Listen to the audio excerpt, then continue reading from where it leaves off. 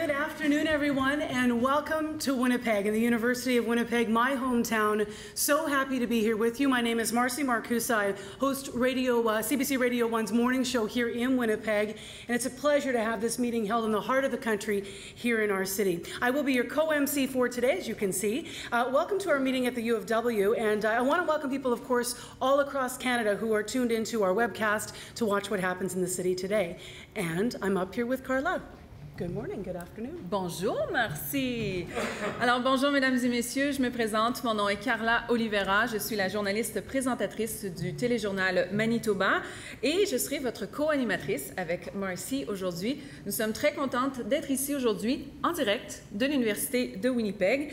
Et ça semble être un événement assez populaire. On a beaucoup de gens avec nous. Il y a des gens jusqu'au balcon. Alors, j'aimerais souhaiter la bienvenue, bien sûr, à tout le monde qui est ici avec nous aujourd'hui, ainsi que toutes les personnes qui nous suivent en web diffusion. J'aimerais souligner la présence des membres du conseil d'administration de CBC Radio-Canada, l'équipe de la haute direction qui est également avec nous, et puis nous avons aussi avec nous Dr. Annette Trimby, présidente et vice-chancelière de l'Université de Winnipeg. Now, we've decided to do something a little different for this year's event and for the annual public meeting this year. Part of CBC Radio-Canada's role is, of course, to be a storyteller and to promote your stories. Of course, it's what we hope to do as journalists every day, is to reflect your Canada. And so this year, we're offering part of our annual public meeting to hear stories from the community, to be a platform for the community. And to that end, we're going to hear from people who are proud of their accomplishments right from the grassroots. We have a special panel of leaders. And our theme this afternoon is Ignite, Inspire, and Invite. And you will meet 4 young leaders from here in Winnipeg. Many of them I've had on the morning show. They have great things to tell us. I promise you, you will leave here changed after hearing what they've been able to do in their lives. And they certainly have a passion for their community. So we look forward to that panel today. Alors, l'accent sera vraiment mis sur les jeunes aujourd'hui. Nous allons en entendre quelques-uns sur la façon dont ils s'impliquent, dont ils changent le monde à leur manière. Et vous allez voir que souvent, c'est pour le mieux. Alors, après cette discussion, il y a une période de questions qui va suivre et vous serez invités à échanger avec quelques membres de la haute direction de CBC Radio-Canada. C'est un segment qui est important pour notre Assemblée et ce sera donc à votre tour de prendre la parole à ce moment pour poser des questions. Et nous allons accepter des questions en direct, ici de la salle, ainsi que par courriel et par Twitter. Nous vous demandons donc de garder vos questions courte et de poser une seule question car nous voulons quand même donner la possibilité au plus grand nombre possible de personnes de participer. Alors pour ceux qui nous suivent en ligne, je vous inviterai à envoyer vos questions. Vous pouvez commencer à les envoyer tout de suite à l'adresse apa@radio-canada.ca. If you want to ask your question in English, you can send your question by email at the address apm@cbc.ca. Et pour ceux qui sont sur Twitter, vous pouvez utiliser le mot-clic RC Communauté. In English, if you want to follow by Twitter or ask your question by Twitter, you can use the hashtag CBC Community. And if you're anything like me, you hope that this hashtag will just come up automatically after a few times and it'll help you get the question in, because sometimes I'm slow with my thumbs. But hashtag CBC Community is what you should use. So before we begin, as is customary here in Winnipeg, we would like to invite Hector Pierre, who is elder in residence here at the University of Winnipeg, to do an opening prayer and welcome us to Treaty 1 territory.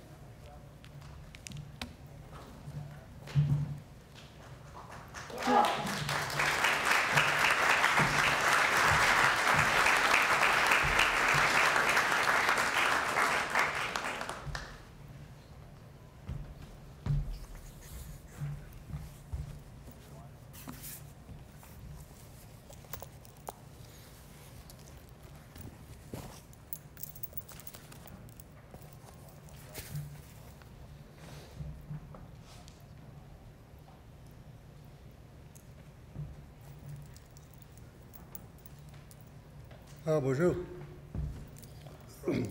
Bonjour, Kishamana too. Now we get you additional cause. Man gun do them. Object to make which the Russian no gum convocation hall the Chinaka day.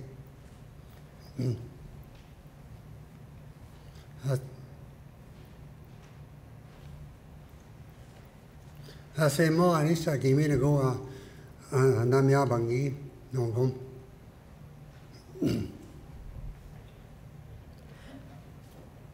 Bonjour, 31, Anishna Bay, Anishnin. Bonjour, 31, Aki. J'ai un dictionnaire à Canada, what is it, no gum? Je go à, j'ai un dictionnaire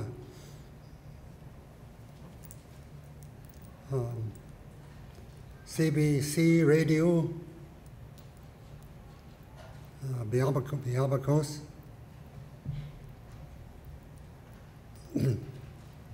Object Chimmy Gwitch, Chiminato. J'ai un dictionnaire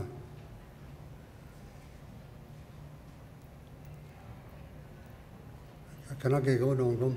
How about you get Timmy great?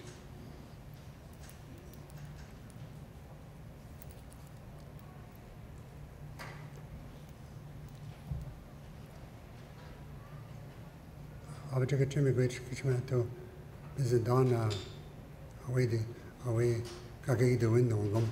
How about you get Timmy great? Way, near this, what is it? Be artist no gum. Object to me, which kitchen marathon. Oh,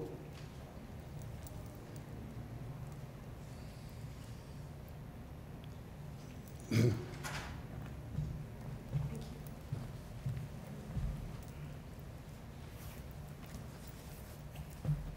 you need a hand?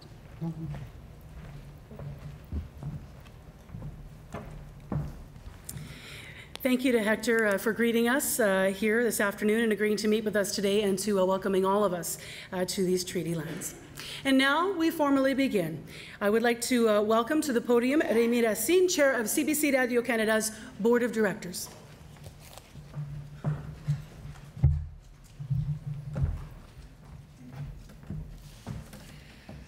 Alors, bonjour, bienvenue à l'Assemblée publique annuelle 2015 de CBC Radio-Canada.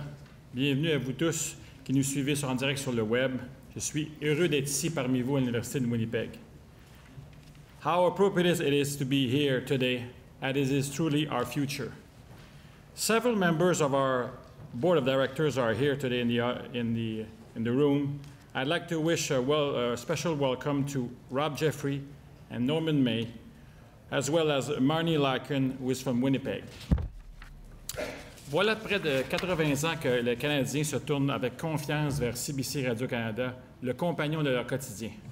Nous croyons passionnément à la raison d'être du radiodiffuseur public, exprimer la culture canadienne et enrichir la vie des citoyens en leur offrant un vaste éventail de contenus qui informe, éclaire et divertit. Depuis quelques années, l'industrie et les habitudes de consommation des médias se sont mises à changer à un rythme sans précédent. Le Conseil et la direction demeurent engagés à travailler pour s'assurer que CBC Radio-Canada demeure pertinente et aussi vitale pour les prochaines générations. Last year, we launched an ambitious plan, Strategy 2020, to help us accelerate our shift to digital. CBC Radio-Canada is leveraging new technology like never before to provide Canadians with the content they want, when and how they want it. We also expanded our offering on TV and radio and the web, bringing Canadians the best programming from this country and around the world. Our use of social media and mobile platforms also brought us closer to many of the communities we serve. Cela dit, le changement, surtout de cette magnitude, n'est jamais chose facile et la dernière année a été particulièrement difficile. Pourtant, la transformation entreprise est essentielle pour que CBC Radio-Canada continue d'être le radiodiffuseur public sur lequel les citoyens peuvent compter, non seulement maintenant, mais pour les nombreuses années à venir. Il nous faut changer nos façons de faire pour nous adapter nos ressources aux besoins des Canadiens. We have to change the way in which we reach Canadians, and our 2020 plan is a significant step towards reaching our goals of connecting with Canadians where they are. With that, I'd like to introduce our President and CEO, M. Hubert Lacroix, who will present you with our snapshot of the public broadcasting current situation and future direction. Hubert. Merci, Rémi. Good afternoon, everybody. Welcome. welcome to our annual meeting. Thank you all for coming. Welcome also to those who are joining us online. And a very special thank you to Annette Trimby, Dr. Annette Trimby, and the great staff at U of W who have welcomed us with open arms in this great, great hall. As you've heard and as you've seen, our theme this year is Invite, Ignite, and Inspire. Fitting then that we do this annual public meeting in Winnipeg, in the heart of Winnipeg. The transformation which is happening here is quite remarkable. New airport, a new football stadium. Your hockey team's actually looking like a contender again. Hey, Montreal, remember? Ongoing improvement to Assiniboine Park, Canadian Museum for Human Rights. Actually, everything's pretty incredible, and you can feel the confidence. Something's happening here in Winnipeg. Je dis souvent qu'on ne peut pas avoir un radiodiffuseur public sans un public. Regardez ce qui se passe ici à Winnipeg, aujourd'hui, votre enthousiasme, vos histoires, vos expériences, votre vision de l'avenir. CBC Radio-Canada existe pour que toutes ces choses vivent et soient partagées dans un espace public conçu pour vous et pour l'ensemble du pays. Et c'est dans cet esprit que nous essayons quelque chose de nouveau cette année. Nous avons choisi de partager avec la communauté une partie de notre assemblée annuelle. Et ça ne devrait pas vous surprendre parce que, essentiellement, c'est ce que nous faisons. On rassemble les gens, on les amène à se connaître, on observe ce qui se passe et on interagit. Je serai donc bref dans mes remarques. Deepening our connection with Canadians is what the transformation at CBC Radio-Canada is all about. You're using your smartphone or tablet to find information about your community and your world all day long. Our challenge is how to move fast enough to remain relevant to you. Remember that 70% of Canadians own a smartphone, while still making sure that we don't leave others behind. Others like those who each week watch live in front of their television set 27 hours of television. And we got to do all of this with shrinking resources. We launched our strategic plan towards 2020 about 15 months ago. The transformation's not been easy. Some Canadians, including many of our own employees, worried that it was simply a cost-cutting exercise that would mean fewer programs, fewer services, and a smaller, weaker public broadcaster. In fact, everything that we have done over the last months has been about reinventing CBC Radio-Canada, about making sure that we can continue to deliver on our mandate in this increasingly connected world while, at the same time, finding ways to maximize our revenues and resources, the ones that we need to do this. It's a transformation, by the way, that every public broadcaster in the world is going through. We still have our challenges, but our plan is starting to show results. Our regional news services, for example, are an example of what we are actually doing to change. On October 5, CBC will be launching enhanced news services specifically for digital and mobile users. And instead of 90 minutes of local news on television, we're focusing on 30 or 60 minutes at supper time, and you know that in Winnipeg it's 60 minutes. But we're adding local TV news inserts every hour all evening long. Radio-Canada, on its side, has boosted its regional news with multi-screen digital content up to 18 hours a day. They call it From Bonjour to Bonsoir, every day. This is one more way that we are going to interact, co-create, and engage with you wherever you are. Now, it's an annual public meeting. You should expect some conversations about numbers. Because of the election, our annual report has not yet been tabled in Parliament, because there's no Parliament to table it in. However, I can talk to you about our first quarter financial results for the 3 months ending June 30th. Nous avons stabilisé notre situation financière, malgré une baisse dans toute l'industrie des revenus publicitaires de la télévision. Nous y sommes arrivés en réduisant nos dépenses de 105 millions de dollars, ce qui a largement compensé la baisse des revenus de 74 millions de dollars, attribuable en grande partie à la perte des droits de diffusion des matchs de hockey. Cependant, nous continuons de suivre de très près le déclin du marché publicitaire. Un fait à souligner, un fait important à souligner. En 2015, nous avons pu réinvestir 23 millions de dollars dans nos grilles de programmation grâce aux économies réalisées par nos plans de réduction de coûts. C'est la première fois depuis 2009 que nous avons pu ainsi réinvestir dans nos émissions. Nous ne sommes donc pas encore tout à fait ébouillantés. Et je dis ça avec un sourire parce que vous êtes peut-être au courant des réactions déclenchées par l'analogie que j'ai utilisée, l'analogie à la grenouille qui meurt ébouillantée, dans mon allocution à la Conférence mondiale des radiodiffuseurs publics, le Public Broadcasters International, plus tôt ce mois-ci à Munich. Cette image, la grenouille, semble avoir capté l'imaginaire des gens. Mon point était le suivant.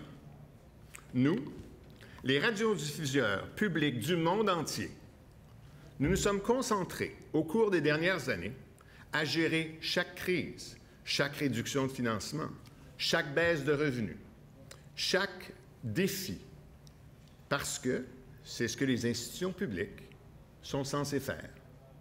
Et comme la grenouille qu'on place dans un récipient d'eau froide chauffé progressivement, en focusant sur la gestion quotidienne de nos enjeux, nous avons peut-être omis d'élever la conversation au niveau des grands enjeux de l'industrie. Et n'avons pas dit, haut et fort, que nous risquons de devenir ébouillantés. Ce risque est bien réel et je pense que les institutions publiques ont le devoir d'informer les personnes qu'elles servent des menaces qui pèsent sur Terre. That's why I have been talking about a broken broadcasting system for months now, and the need for a new revenue model for the whole of our industry. A model that can provide the services that Canadians need. In our case, this means a modern public space free from government, free for corporate and commercial interests. A space where the ideas and stories Canadians care about, the things that make us Canadians, are shared. We can't do this without you. So, we're going to start a conversation about our future with you, about the changes that are happening in the way that you consume our content, about our services. And we're all going to have to decide how we fund this. Do we fund it in a different way? Because without a robust and stable funding model, all the things that we are trying to do at CBC Radio-Canada, they will be hostage to the need to manage the financial emergency of the moment. Canadians need to be part of that discussion. They need to have a conversation about whether Canadian stories, Canadian drama, Canadian local news, Canadian music is something that matters to them. And they need to hear what kind of a public broadcaster they could have in the future. We inform Canadians and we share Canadian stories. That helps build social adhesion.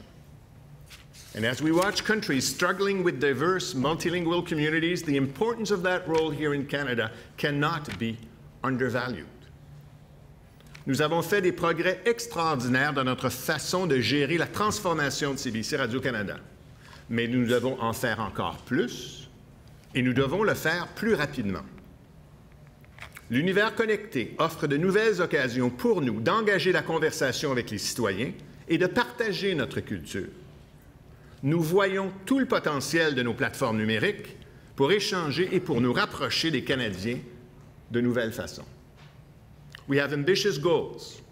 By 2020, we want to have doubled our digital reach so that 18 million Canadians, 1 out of 2, will use CBC Radio-Canada's digital services each month.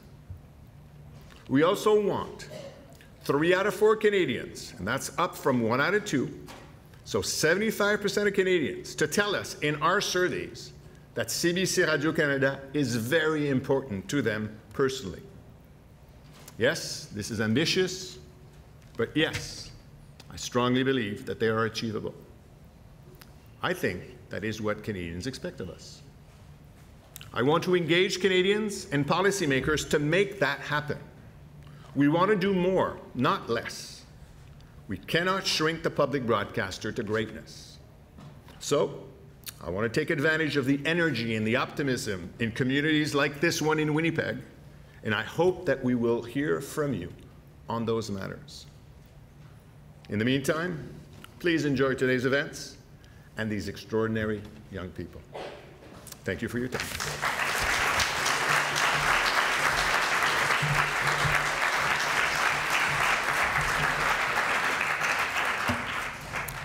Merci, Monsieur Lacroix. Nous allons vous retrouver un peu plus tard pour la troisième partie de cette assemblée.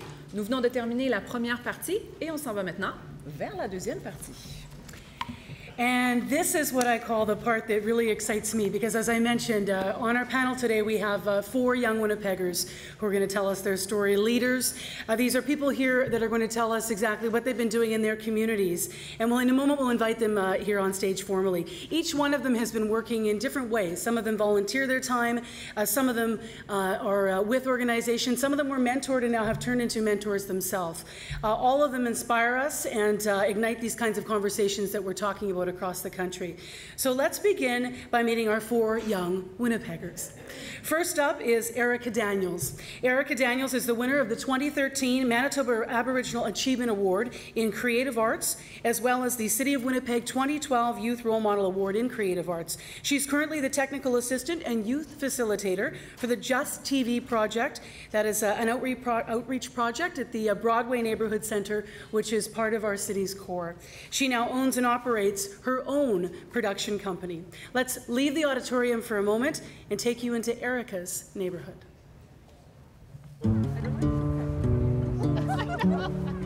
It's okay, you're I grew up very disconnected from my culture. I didn't really know about the history of Indigenous people and where I came from. Roll it around. And I always kind of felt a little bit ashamed of who I was, because all you see are the negative stereotypes. Right on the poles, yeah, right on the poles. As a young teen in high school, I went through a lot of the struggles with drugs and alcohol. One of my teachers, she invited me to a community cleanup at the Broadway Neighborhood Center. They had a group of young Aboriginal men performing on a stage. Seeing young people who looked like me doing something so courageous like that, it just really inspired me. When I was 16, I attended my first ceremony, and that's when I started learning more about the history of Indigenous people. I started learning from the elders, and that really started building my pride in who I was. I worked my way up to being a mentor. I am now an employee at the Broadway Neighborhood Center. Okay, guys, let's do this. Oh, I absolutely love working with these young people. I see myself when I look at them. I went through a lot of the struggles that they're going through. But I have something to say first. With the young Aboriginal people that come through those doors. Have you ever been to the sacred site? When I start telling them about the different things that I've seen through ceremony, I feel like I belong somewhere. Like, you could just see their eyes light up. Yeah, like they don't know anything about their culture. There's so much energy on that land. It gives me pride in knowing that I could help change the lives of these young people. It just amazes me how much our people are working to change the future for our next generation. And that really inspires me to want to work harder to help our community rise. I want to be a voice to be able to change the future for our next generations.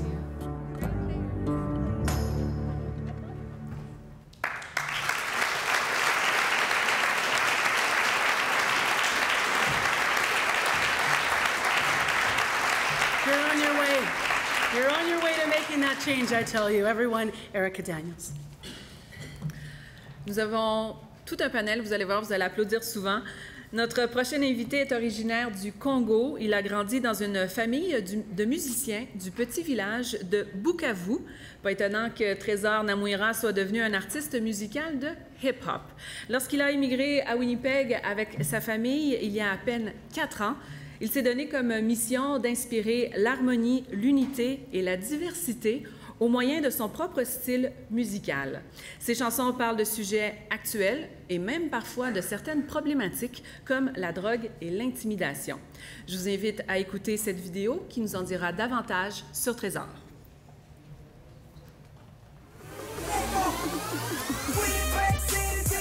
Mon nom, c'est Trésor Namuira. La vidéo Peg City, c'est au fait un hommage à Winnipeg City parce que j'ai trouvé ma vie, mon amoureuse, et je vais faire ma vie ici. Jibu, tell me what you want to write. En 2011, j'ai réalisé ici au Manitoba qu'il y avait un besoin d'encadrement de la jeunesse pendant la période d'été. Is everybody ready? On a créé un programme avec l'entreprise éducative culturelle Namura Fox. Alors, on commence par Just Be. I feel like every time I close my eyes, all I see is fame. Et ça leur aide à produire leur propre musique, celle qu'ils ont toujours rêvé à faire. As a method to send messages to children. Ça leur aide à avoir la confiance en soi. You got a dream? Pour créer quelque chose, je voulais juste initier l'esprit de création dans ces jeunes-là. L'idée, c'est de produire un album. Just don't quit, you gotta try harder. Une partie va aller aider les orphelins en Afrique et une partie va soutenir encore leur carrière musicale. Je viens d'une famille qui a traversé beaucoup des épreuves et je connais un besoin qu'on a, c'est le besoin de l'éducation. Je vais lancer un deuxième album, travailler avec mes sœurs. La partie de cet argent va contribuer toujours pour la formation de cette jeunesse qu'on est en train d'encadrer, mais aussi la jeunesse en Afrique pour qu'ils continuent toujours leurs études. Okay, voilà. C'est juste une façon d'unir les gens, essayer de vivre ensemble, essayer de promouvoir les talents qu'on peut trouver, essayer d'aider si on peut, essayer de comprendre d'autres cultures et aimer ton prochain comme tu t'aimes toi-même. Voilà. Bravo les filles, bravo, bravo, bravo.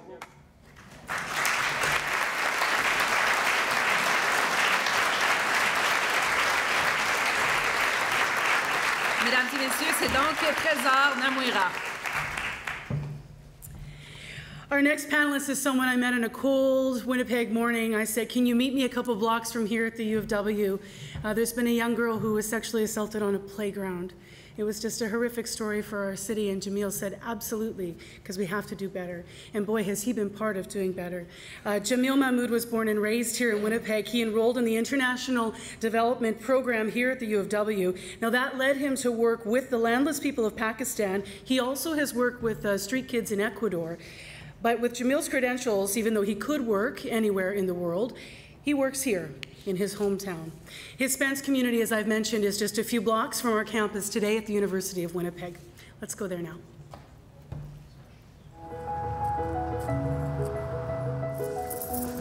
Our community is vibrant. It's dynamic. It's very diverse. Nice. While it has its challenges, I think it has more opportunities than just challenges. It's the best community in the city. Maybe I'm a little biased, but living in a lower income community, you can be very isolating. If you have to work 2 jobs, 3 jobs to make ends meet, support your family. So we work really hard on having a lot of community events where people can come and bring their whole family, and just the simple things of opening up a space and making it friendly and inviting and giving people food and opportunity to connect and share. I'm busy? I'm always busy. Seeing the community growing through this opportunity to just engage and have positive relationships in their neighborhood. She's the best. The thing that I always love is that you give people even the tiniest opportunities and they make the best of it. We have a kids garden behind the rec center. Which is your favorite garden bed? We started just showing kids how to grow vegetables. Tomatoes. Within a season or 2, Oh, I see some. we were seeing kids bringing in lettuce to the program and saying, let's have salad today. These are onions. We have a garage that we run a tool lending library out of. Kasia Koza, who's a local graffiti artist. He's going to mentor youth to do their own panels on the garage. So the youth will develop those skills, but also be able to express themselves in our community. To me, this guy has opened his heart to the community, and he's opened his heart to the people, and he's for the people. He's becoming a great community leader. Yeah, good seeing you. Well, it's like watching a plant grow, right? You plant a seed and you water it, you put all your energy and love into it. Eat it, it's good. Yeah. And then you see it blossom into a recreation center full of kids, or new housing projects, or a new community space, a new park, right? But just being a part of that is a huge thing to be proud of.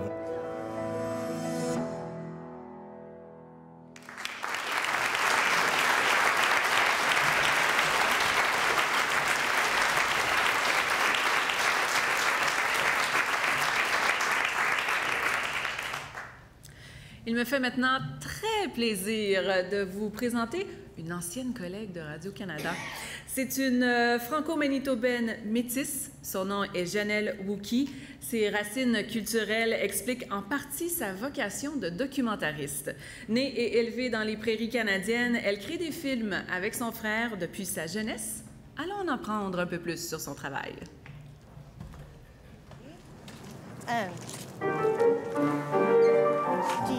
Je pense que le tout pour moi a commencé quand j'étais jeune.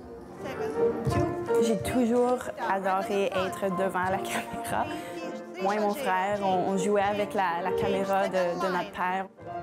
He's Michael Moore. Mon amour pour le documentaire a commencé avec le film Bowling for Columbine. Ça m'a frappé comme wow! C'est un film qui est divertissant, qui est intéressant, qui m'informe sur quelque chose d'important.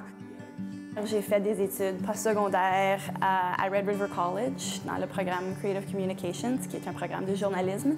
J'ai choisi de produire un documentaire sur ma mère et sur son héritage métis et le fait qu'elle n'en était pas fière, elle l'avait caché. Et puis c'est vraiment ce qui a marqué le début de ma carrière. Alors dans le film, c'est moi qui est en train de mener ma mère vers son identité métisse. En arrière-scène, ce qui se passait vraiment, c'est que moi aussi, j'étais juste en train de découvrir moi-même ma propre identité métisse. It was the worst flood I ever seen. Alors le premier film qu'on a coproduit comme producteur indépendant avec Wookie Films, c'était le film Treading Water. We don't know when we're going to go home or where home is going to be. Pour nous, c'était vraiment important de leur donner une voix parce que l'histoire avait été tellement compliquée dans les médias. Une des choses qui me passionne le plus dans le documentaire, c'est l'occasion de clarifier certaines choses qui sont peut-être moins claires avec le public. Who in this class has a relative that has a amputated leg? 2, 3, 4, 5, 6. Surtout quand ça vient à des issues qui ont affaire avec les populations autochtones du Canada. Puis quand les gens ils viennent après un screening puis ils disent « Ah, j'avais entendu parler de cette histoire-là, mais j'avais aucune idée que... » Ça, pour moi, c'est le vrai trésor.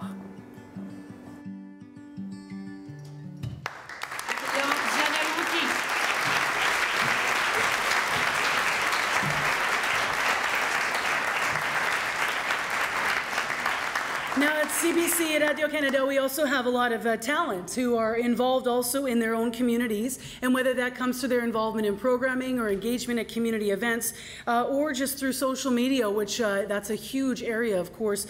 A couple of them are going to join us on our panel this afternoon as well and tell us how they've been involved. Exactly, Marcy, because we have two special guests. Nous avons deux invités spéciaux aujourd'hui.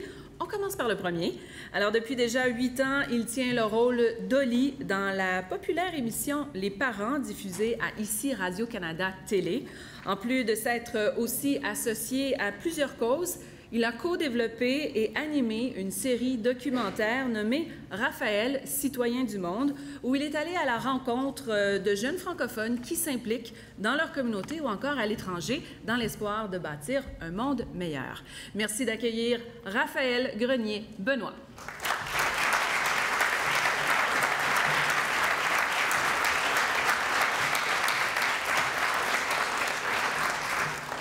Also, please welcome to this stage the host of CBC Radio 2's Weekend Morning Show and CBC Television's weekly show, CBC Music Backstage Pass. Talia Schlanger has hosted the quietest concert ever as well on Fundy's Ocean Floor featuring Serena Ryder. It was an amazing show. I tuned in just this past week. I was so envious.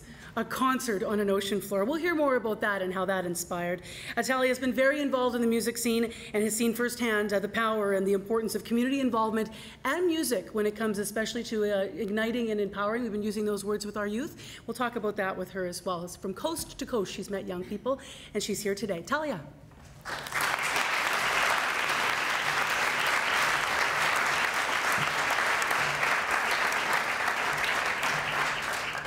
So we're going to begin our discussion, and I kind of want to go back to the start, to you, Erica, if that's okay. Now, I know that in your video, part of what you said was that you went to this event and you, for the first time, saw yourself and some of these other people as a young woman. Yes. Why did that matter, seeing yourself and someone else? Like, what did that do for you? Well, I grew up with a lot of challenges, as well as a lot of the youth that we work with, very similar stories, and I don't know, like, it brings me a lot of pride to be able to work with young people who went through a lot of the same struggles as myself. And yeah, it just encourages me to help them and, you know, hopefully make an impact on their lives as well. We hear a lot about people being closer to their culture and that helping people. You said, I think it helped you through a difficult time in your own life. Yeah, like I said in the video, like I grew up very disconnected and I didn't know really my true identity as an Indigenous person. And I feel like that's a struggle for a lot of our young people these days, is not understanding where they come from and who they are, and, you know, understanding how beautiful of a culture we really have. And that's one of my goals, is to, you know, do whatever I can to introduce our young people back to their culture and back to their identity as First Nations people. Trésor, je vais m'adresser maintenant à vous. Erika, de son côté, elle a pris sa propre culture. Vous avez adopté une culture assez rapidement, à peine 4 ans. Qu'est-ce qui vous a inspiré dans votre communauté d'accueil? Moi, j'ai toujours dit que je réalisais que le Canada, c'est un pays des immigrants. Pourquoi? Parce que je réalisais que nous sommes tous venus de quelque part. Il n'y a personne qui te dira que moi, je suis un Canadien, là, Canadien. Mais ce qui m'a inspiré, au fait, de ça, c'est que même si nous venons tous de quelque part, nous avons l'idéal canadien. Je vois l'unité dans une diversité. Et c'est une force. Et j'aimerais bien vivre comme ça toute ma vie. Voilà tout ce qui m'a inspiré une fois que je suis arrivé au Manitoba. Non seulement vivre comme ça, mais vous êtes rapidement devenu un mentor pour les jeunes ici de la communauté. Et ça, c'est important? Oui, ben, tu sais que le futur de demain se repose dans les mains de la jeunesse d'aujourd'hui. Il faut bien gérer cette jeunesse pour avoir de meilleurs résultats dans le futur. Alors, il y a des gens... Il y a des jeunes qui s'intéressent beaucoup plus dans l'entrepreneuriat. Il y a d'autres qui s'intéressent beaucoup plus dans la musique. Et comment les faire? Pour devenir un docteur, il faut toujours aller aux études et il faut que tu apprennes comment devenir un docteur. Et il y a des jeunes maintenant qui s'intéressent à la musique et qui veulent aussi apporter leur musique comme carrière. Moi, j'ai eu la chance d'avoir beaucoup de mentorship à travers les 100 noms. Ici, Manitoba, ils ont toujours organisé des choses pour nous élever. D'une autre façon, je trouve que tous les acquis que je suis en train de prendre d'une manière ou d'une autre, ça peut être utile à la jeunesse, surtout les jeunes de mon âge ou les jeunes qui sont encore moins de mon âge, pour aller encore plus loin, parce qu'on veut voir la réussite dans cette jeunesse-là. It's interesting because Tresor came here and was talking about finding inspiration here and inspiring in this country, seeing sort of an open door to being able to speak with young people. And we started, Jamil, by saying that you could have left, but you stayed here too. Why didn't you go, you know, to follow your studies and work with young people around the world? Yeah, I fully intended to go back and work overseas, but having started working in the community and building connections in the neighborhood, I realized that a lot of the same issues that exist in developing nations existed in my own backyard and in Winnipeg, in inner city specifically. And so the opportunity to make a difference and change our youth life in this city was really important to me, and that I invest myself here. When do you know you're making that difference? When, as I said, you start by facing something as daunting, and in your case it was in that neighborhood, as you know, a kid who was hurt on a playground, and people were moving out of that Winnipeg neighborhood at that time saying, it's not safe for my kids, and you said we can make it safe here. But when do you know you're making that difference?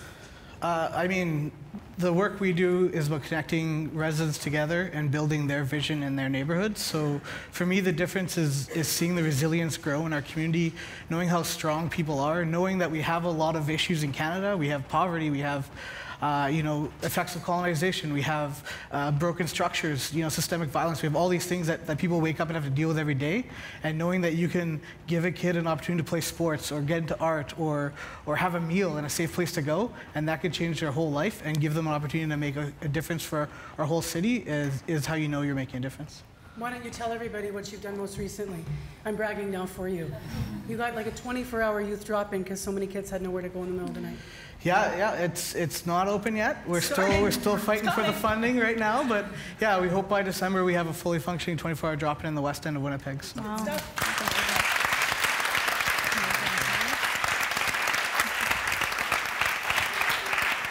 Marcy, c'est à mon tour d'encourager mes collègues à moi. Alors, Janelle, vous avez choisi la voie du documentaire. C'est un peu expliquer les histoires d'ici aux gens d'ailleurs. Donc, c'est aussi de l'engagement communautaire, à votre avis? Oui, pour moi, comme franco-métisse, je fais partie d'un groupe assez unique, assez petit.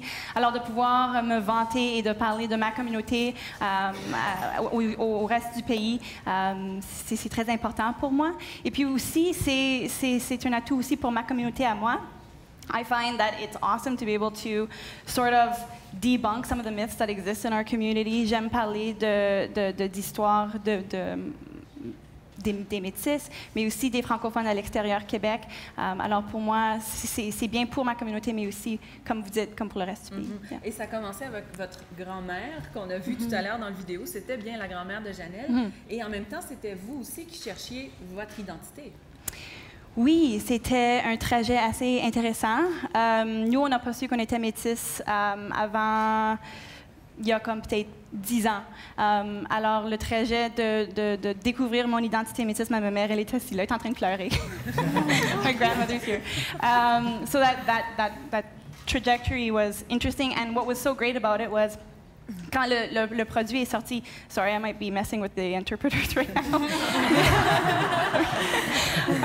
Quand le produit est sorti, ce qui était vraiment satisfying puis fulfilling pour moi et pour mon frère, c'était les gens, ils venaient nous voir après pour dire « Hey, my grandma watched this », ma mère, elle a regardé le film, puis là, elle est en train finalement de s'ouvrir au sujet de son identité métisse puis son identité autochtone. Or people would come and say « My grandmother's finally talking about her Ukrainian heritage, and that was never something we talked about before ». So that contribution to my community is something that is very important to me. Bonjour, mes mères. Hello, ma mère. Yes.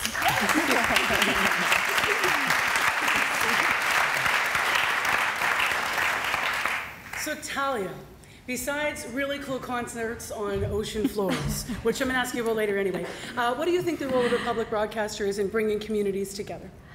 That is our role, really. I mean, we live in the second biggest country in the world, and it takes a public broadcaster with a lot of heart and a lot of attention from coast to coast to coast to bring people together in a way that's meaningful and that creates community across our country. It's a great privilege to be part of it. And I work in the music department, and one of the biggest joys that we have is discovering music from different regions and artists that you wouldn't otherwise hear. So we've done for the past few years the Searchlight competition, for example, where we look for Canada's best new artist, and we do it region by region and then bring those finalists to national focus. So you've got an electro-pop duo from Iqaluit and a death metal band from Vancouver, artists that you would otherwise never hear of coming together through music. And one of the most remarkable things that we've seen through that in terms of community is that some of these artists have reached out to each other through this online competition that we ran and offered couch surfing when each other are on tour and resources and meals. And that's really, it's fun and it's in the spirit of fun, but really that's what our public broadcaster ought to be doing, bringing people together so that they can bring the best of themselves forward and to each other. And I do look forward to telling you about how that happened in the Bay of Fundy with the amazing people of Alma, New Brunswick. Yeah. Why music, do you think? Is music in a different place now because we consume it whatever we want, whenever we want, and it has that power in a different way, maybe? Because I also noticed, not just with your work, but on our panel, I think Just TV does music videos, and Tresor, of course, music. So what do you think it is about music today that has power that we should continue to try to harness? I think it's always had that sort of power. It's a cliche, but it's true that music is a universal language. And actually, Jamil and I were talking earlier, and I think that the way that you employ music is so phenomenal. Jamil was telling me, and he can probably put it better than I can, but the gist of it is that youth in the correctional center are given guitar and piano lessons. And then when they leave, they continue to get those guitar and piano lessons. So it's that sort of link between this institutionalized world and the outside. Have I done justice to what you guys do? That's it. It's called Music at the Merc. What's it called? Sorry, I missed Music at the Merc. Music at the Merc. Which is the rec center down the road from here, so. C'est drôle parce que ce qui revient souvent, donc on parle de jeunes, on parle de musique, on parle de vidéo. Raphaël, vous êtes comédien, mais vous avez co-réalisé, co-développé un documentaire. Comment vous avez embarqué là-dedans? En fait, j'ai co-développé et animé une série documentaire qui mettait l'emphase en fait, sur l'aide humanitaire faite par les jeunes dans leur communauté ou à l'étranger. Et puis, j'ai rencontré les producteurs des parents il y a quelques années, puis ils m'ont dit, ben écoute, on aimerait ça faire une émission avec toi. C'est quoi que tu aurais envie de faire? Donc, c'est le plus beau cadeau qu'on peut pas faire à n'importe qui. Et puis, je pense que ce qui est vraiment important pour moi dans cette émission-là, c'est de mettre en lumière ce qui est fait de positif par les jeunes. Parce que souvent, on entend, bon, les jeunes d'aujourd'hui, évidemment, et puis c'est sur les réseaux sociaux, ça fait rien, c'est oisif, c'est déconnecté, ça s'intéresse pas. Puis moi, j'entends ça, puis j'ai envie de crier, de tout déchirer, mais je me dis, mais c'est faux. Et puis, je parle avec les gens autour de moi, puis c'est ça que... c'est ça, le même son de cloche, en fait, vient d'un peu partout. Et puis, c'est de donner la parole à ces jeunes-là qui s'impliquent, de donner la parole à ces jeunes-là qui croient à un monde meilleur et puis qui ne cèdent pas au cynisme ambiant. Et puis, en faisant cette émission-là, je posais souvent la question aux jeunes que je rencontrais. Je leur disais, mais est-ce que tu penses que ce que tu fais, ça aide plus les gens que tu es venu aider ou ça t'aide plus toi au final? Et puis, les réponses étaient très, très mitigées, partagées, mais la plupart des gens finissaient par dire, au final, si je le fais, c'est parce que ça me change moi et puis ça me fait du bien. Alors vraiment, cette émission-là, si ça a pu donner envie à quelques jeunes de s'impliquer, puis de voir aussi que c'est pas si difficile d'avoir un impact. J'ai l'impression qu'il y a beaucoup de gens qui voient ça très, très gros. Tu sais, on tournait, par exemple, des gens, on rencontrait des gens qui venaient du Saguenay, qui étaient en Afrique, en campagne, et puis qui travaillaient avec des jeunes pour aider à prévenir la malnutrition.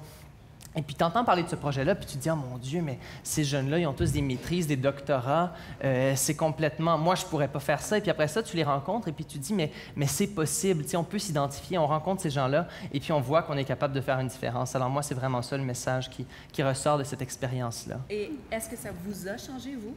Clairement. Puis c'est pour ça, tu sais, je dis souvent, cette émission-là, pour moi, ça a été une découverte au niveau professionnel, mais aussi au niveau humain. J'ai appris à animer, c'était la première fois que je faisais ça. J'ai été dans le processus de développement de l'émission. Donc, c'est certain qu'au niveau professionnel, j'ai beaucoup appris, mais au niveau humain, ne serait-ce que de savoir, de te mettre dans la réalité de c'est quoi être étranger. Tu sais, d'arriver en Afrique ou en Amérique du Sud et puis de te faire appeler Nassara, tu sais, le blanc. Fait que c'est vraiment une expérience humaine incroyable. Puis aussi, je pense que c'est de rencontrer tous ces jeunes-là. Je me savais optimiste. Face à la jeunesse, face à l'avenir, mais après toutes ces rencontres-là, je le suis encore plus. We were talking yesterday about all of you in terms of your ages now and at what ages you started to really get involved in your communities. And it's very interesting because it was all around the same age, late teens or early 20s. And it is an age where you could completely do the opposite. Disconnect, say, it's all about me, I'm finally out the house, off I go. Yet all of you decided, no, we're going to somehow give back, I can't not do this. And I just want to go down the line. Is that because you saw the need for something, or what is it that made you say, you know, I'm going to do this, I'm going to devote a lot of my time to this because it's worth it? Well, for me, it was the program that I was involved with at the Broadway Neighborhood Center, and it was the staff that really made an impact on my life and the choices that I was making. So that's what kind of pushed me, like, no matter how far I went down the wrong path, it was always those people that were there to pick me up again and bring me back. And so that's kind of why I do what I do. It's because I seen what they did for me, and that's what I want to do for my community. Mm-hmm. Pour moi, j'ai réalisé que j'ai été inspiré par mon père parce que mon père fut un CEO d'une entreprise, centre de récupération des enfants de la rue. Et j'ai eu la chance de voir les beaux travaux qu'il faisait. Et je me suis dit, en tout cas, la meilleure façon de travailler aussi dans ma vie, c'est d'être au service de la jeunesse et d'être au service des autres parce que ça me fait aussi plaisir. Qu'est-ce qu'il faisait? Lui, il allait dans la rue, là où les enfants fumaient du chanvre, toutes ces choses qui se passent dans la rue. Et il essayait d'amener ces enfants-là au centre et par après, amener ces enfants-là à aller encore à l'école et leur donner la chance de revivre encore la vie comme ils peuvent. Et puis, quand je suis arrivé au Manitoba, j'ai réalisé qu'il y a tout un potentiel dans la jeunesse, mais c'est comme si on ne voit pas ça d'une manière ou d'une autre. On ne voit qu'il y a une jeunesse qui est un peu distraite, une jeunesse qui est juste là pour la musique, il ne s'intéresse plus aux médias, comme tu l'avais dit, mais c'est vraiment faux et archi faux. Depuis que j'ai commencé à travailler avec les jeunes, j'ai réalisé que ce sont des jeunes qui veulent aller plus loin et ce sont des jeunes encore qui veulent réaliser leurs rêves. Voilà, c'est un peu ça. Mais Trésor, vous avez dit que vous avez eu comme un modèle de votre famille, de votre père. Et moi, j'étais justement curieuse de savoir, est-ce que les autres, vous avez aussi eu un modèle de votre famille qui était engagé aussi dans la communauté? Ou ça venait juste de vous, de votre personnalité? Je ne sais pas qui veut répondre. Trésor? Moi, le modèle, c'est mon père. Bien, pour moi, ce qui m'a vraiment inspiré de me lancer dans ma communauté, c'était... je viens d'une famille exogame. C'est un terme populaire ici au Manitoba. Ça veut dire que j'ai un parent anglophone et un parent francophone. Et puis aussi, au cours de ma vie, j'ai découvert que j'étais métisse. Alors, j'ai fini avec comme un pied dans un petit peu chaque communauté. Et puis, pour moi, I was like privy to the conversations about all these other groups because I was like sort of in all of them. And I could see the misconceptions that existed about other people, other groups. So that's kind of what drove me to become a documentary filmmaker parce que ce qui me passionne beaucoup, puis ce qui me motive, c'est de débunker les mythes un peu qui existent au sujet de les communautés francophones ou les communautés métisses. Et puis, quand j'entends des gens qui parlent d'un issue, puis they don't quite understand it, or they're getting something wrong, it like makes me insane, and c'est ce qui me passionne. I gotta set this straight, you know. So many stories that we've done have been stories that have appeared in the media over the course of months, sometimes years. And they're distributed to the public in an article and another article the next week and a 2-minute news story here. And to me, putting it all together and then explaining it to people in a way they can understand it, c'est ce qui me motive comme documentariste quand quelqu'un me vient me voir après un screening puis dit, you know, j'avais entendu parler de cette histoire-là dans les papiers. I had heard about that before, mais je l'avais jamais comme compris. You know, I had never really understood what had really happened and who was the real victim and who were the players in that. So thank you. So c'est ce qui me motive à m'impliquer. And we're sorry we asked you the family question with Grandmère. Yeah, they're here, so I can't say too much about. Jamil, what is your greatest wish, your biggest dream for your community? Oh, how can you have one? There's so many. For me, like everything we do at Spence and in my community and all my staff is we take the vision from the neighborhood and we make it happen. So my vision, I mean, Spence is the best neighborhood in the city. It's so vibrant, it's so diverse, and my vision is that it keeps growing and we're able to develop our neighborhood without displacing our current residents and meet the needs. I mean, we have high levels of poverty and we have gang problems and we have a lot of issues, but those are all things that can be addressed if we work with community and build strong foundation. Maybe we have time to come back to Talia. Elle parlait d'un concert Oh, sur l'océan. the concert. J'ai pas oublié, là. Yes, so this beautiful concert, and Serena Ryder, we should come back there and share for people that wonderful show on CBC. But the community event of it, the value of it when you were there, maybe set it up for us. The Bay of Fundy, right? Sure, yeah, I think that was the coolest part. So the Bay of Fundy, if you haven't been there before, it's home to the highest tides in the world. at right around this time of year, they go out incredibly far, twice a day, so like the length of 2 football fields, and expose the ocean floor. And a sort of wild genius in our department, Kai Black, came up with the idea of building a stage when the tide went out and throwing a concert on the ocean floor. Simple, very simple undertaking. Serena Ryder was crazy enough and her band to be up to the task and do it. But the amazing thing was, I mean, logistically, what this required us to do was helicopter a stage down the side of a cliff. And we were going into Alma, New Brunswick. Most of us from my department are based in Toronto. And Alma's a tiny place, a couple hundred people, 3 restaurants, you know, a couple of motels that we completely overbooked by being there. And yet we got there, and the entire community was so enthusiastic to take part and make this happen and show their slice of Canada to the rest of the country. And the support that we felt from them, even from our local CBC Moncton crew, the fact that we all came together and pulled this thing off, it was just an amazing moment of community and sharing the beauty of our country with each other. And it was really fun that it aired this past Friday night, and a bunch of the people that we worked with in Alma, including the Parks Canada staff and even the hotel, like the motel staff that we had worked with, watched it together at the same time and were tweeting about it together online. So our hashtag was trending because we were all engaging with each other about this experience that we have had, you know, halfway across, well, on the other coast, far away from us. So, and it's stuff like that. It was just such a beautiful slice of Canadiana, and makes me so proud to be part of a public broadcaster that can bring people together like that. It just for pure positivity, like pure celebration of our geography and our talent and the heart of the people who work here. We have a big beach here in Manitoba. We can co-host. Maybe we'll come there next. We need a big raft. C'est vraiment impressionnant et je me demande, vous avez fait des grandes choses, chacun d'entre vous. Alors, comment est-ce qu'on peut encourager d'autres jeunes à faire la même chose que vous, à plonger dedans? Raphaël, comment vous avez rencontré plein de jeunes? Comment est-ce qu'ici, on peut continuer cette espèce de vague d'engagement? Je pense que ça passe par 2 choses. Premièrement, moi, ce qui est quelque chose qui me frappe, c'est par l'exemple. Quand je vois des gens qui se dépassent, qui se battent pour leurs idéaux, leurs valeurs, qui ont un impact, ben moi, ça m'inspire. Et puis, c'est pour ça que justement, j'ai travaillé sur une série documentaire et tout ça. C'est que j'ai envie d'avoir cet impact-là, d'une certaine façon. J'ai envie de me dire, ben, mes gestes ont encouragé quelqu'un à faire quelque chose qui lui tenait à cœur. Donc, je pense que ça passe par l'exemple. Mais je pense que c'est aussi, faut être encouragé.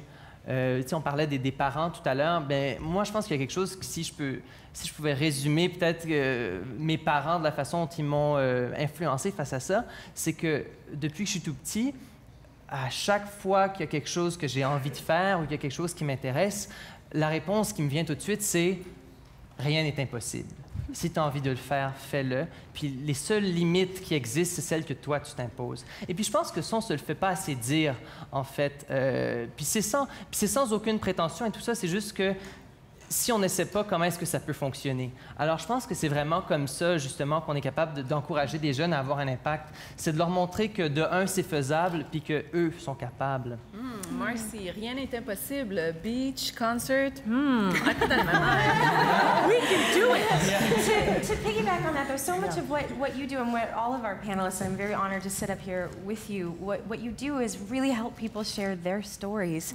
And I think that's one of the biggest parts of it, is that when young people, young or old people, are able to share their stories, it legitimizes experience and brings people together, because everyone does have a story that is untold, and there's always more than meets the eye. And it's just so amazing that each of you help people share their stories and therefore feel part of something and valid and valued. That's what we do in media too. Sometimes we don't have enough time to do those stories justice, but even the simple act of asking a question or being there with somebody or finding out their story on the small scale to the big screen is really what it's about. And probably critical. Thank you all for giving us those access points today.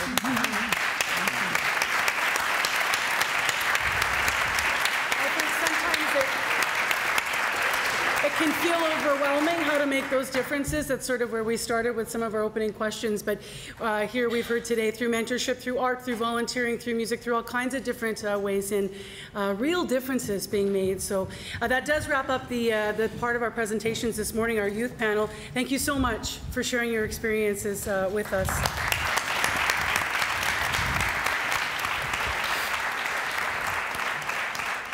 Vraiment une discussion inspirante et peut-être des idées. Je vois mes patrons ici dans la salle.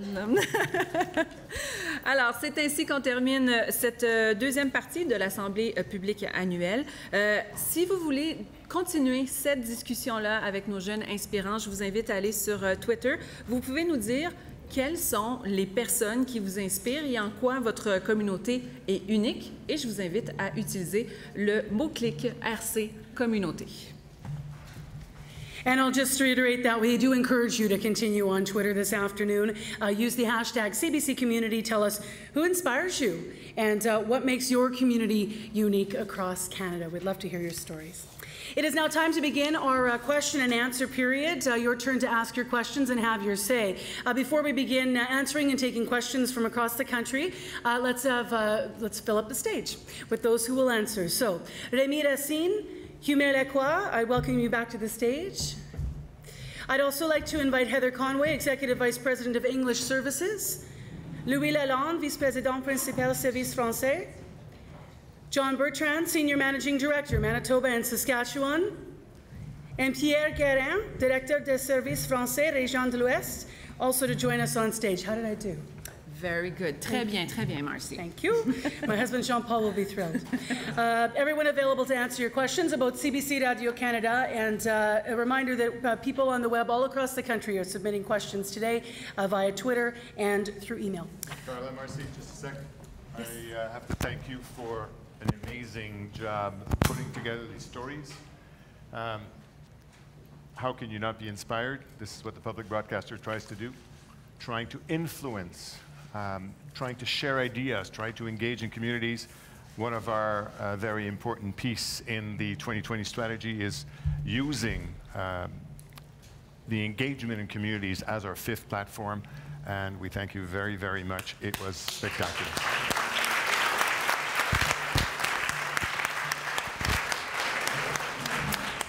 Alors, rapidement, avant de passer aux questions, juste les petits rappels. Donc, pour les gens ici dans la salle, il y a un micro qui est là, oui. Il y a un micro qui est là. Donc, s'il vous plaît, posez des questions courtes, une question par personne. Les gens en haut, vous venez en bas. Et bien sûr, ceux qui nous suivent via le web, vous pouvez nous écrire à l'adresse apa@radio-canada.ca. In English, you can write to us to apm@cbc.ca. Vous pouvez aussi envoyer vos questions par Twitter. Je vous rappelle le mot-clic RC Communauté. Via Twitter, you can write to us to #CBC Community. Et il reste d'autres... I'll just repeat that the audience in Convocation Hall, once again, en anglais, so if you want to make your way down to the microphone at the back of the room, one question, we're going to try to get as many questions in as we can, so if you are at the microphone, if you care to share your name, that would be great, but it's not something that we require you to do. And also a reminder for those here in the room today, because of course we are all here together, the panelists will take some of the questions on site after the event as well. So there will be a little bit of time for that. And now let's begin. Our first question, I believe, comes on online. Oui, alors c'est une question qui vient de Twitter. Ça s'adresse à Hubert Lacroix. Ça vient de Joël Lafont. Et Joël demande, Radio-Canada vit des compressions importantes. Quel modèle de financement pourrait être adopté? Comment faire? Je vais essayer de répondre aux questions dans les deux langues, mais je vais commencer par la langue dans laquelle la question m'est posée. Dans un environnement comme le nôtre, il faut absolument avoir des conversations sur le modèle de financement. Ça fait plusieurs mois qu'on raconte que dans un environnement où c'est bâti en fonction d'un modèle où les revenus publicitaires assuraient aux radiodiffuseurs publics les revenus publicitaires, une espèce d'équilibre en fonction des crédits parlementaires qui diminuaient et de l'encouragement du CRTC et des gouvernements à travers les années. On avait un modèle de financement mixte. Si les revenus publicitaires disparaissent de cette équation-là, il va falloir qu'on les remplace d'une certaine façon. Il y a toutes sortes de modèles qui existent sur la Terre. En France, en Espagne, on donne une portion ou un pourcentage des revenus qui proviennent des grands des Internet Service Providers. Ailleurs, on impose une taxe aux personnes lorsqu'ils achètent un téléviseur en Angleterre.